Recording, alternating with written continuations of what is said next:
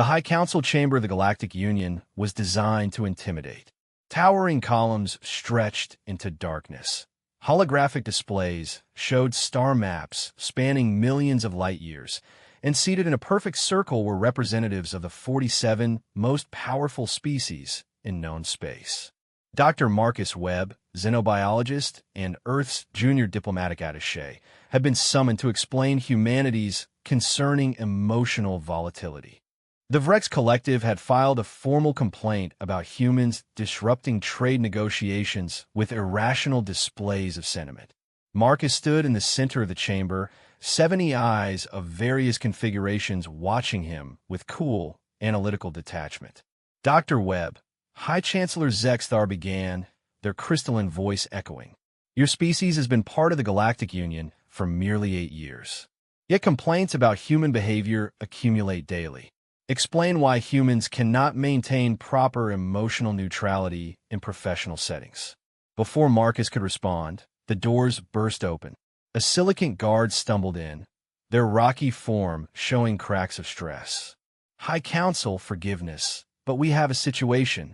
Behind the guard, a small figure darted into the chamber. A child, couldn't be more than 5 years old by human reckoning, with the translucent skin and bioluminescent markings of the Lumini species.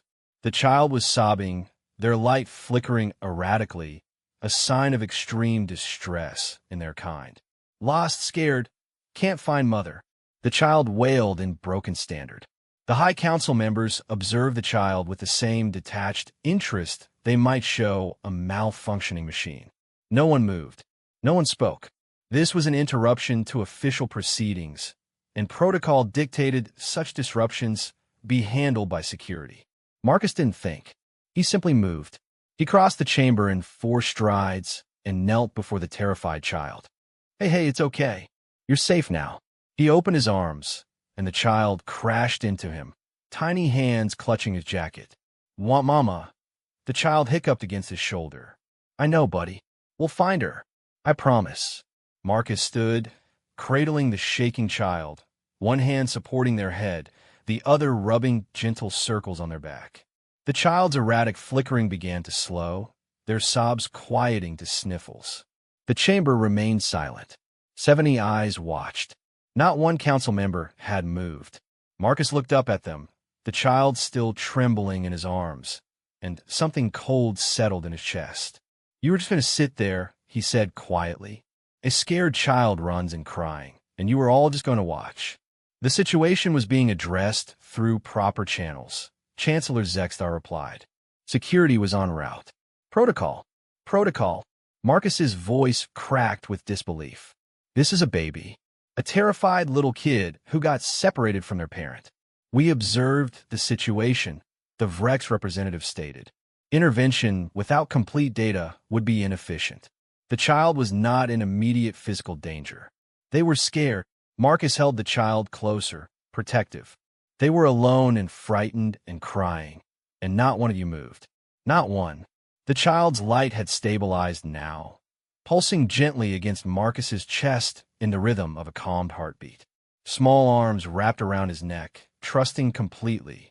This, High Chancellor Zexthar said slowly, is precisely what the Vrex complaint addresses. You act on emotion rather than logic. You disrupted council proceedings for a situation already being handled. Then every complaint you've ever filed about humans is right, Marcus said. Because if acting on emotion means I can't just sit and watch a scared child cry, then yeah, we're guilty as charged. A new voice spoke from the gallery above. The child's mother has been located, an aide announced. She was separated during the Market District incident. A Lumini woman rushed into the chamber, her own light blazing with distress. The child in Marcus's arms lit up. Mama. Marcus gently transferred the child to their mother, who clutched them close, her gratitude pulsing in waves of soft blue light. Thank you, she whispered to Marcus. Thank you, human. As mother and child left the chamber, Marcus turned back to the council. The silence stretched. Finally, an elderly Kickstar representative, one of the oldest members, spoke for the first time. I have served on this council for 3 centuries. In that time, I have witnessed countless acts of calculation, strategy, and precise diplomacy. Their multifaceted eyes fixed on Marcus. Today, I witnessed something I had forgotten existed. Instinctive compassion, given freely, without assessment of cost or benefit. The human acted irrationally, the Vrex insisted. No, the Kickstar said softly. The human acted humanely.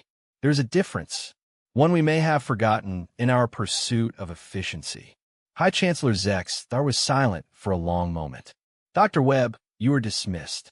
We will revisit the Vrex complaint. As Marcus left the chamber, he heard whispered discussions beginning behind him. For the first time in 40 cycles, the High Council was questioning its own protocols. All because one human couldn't watch a child cry without doing something about it. Sometimes the most revolutionary act is simply caring when others have forgotten how.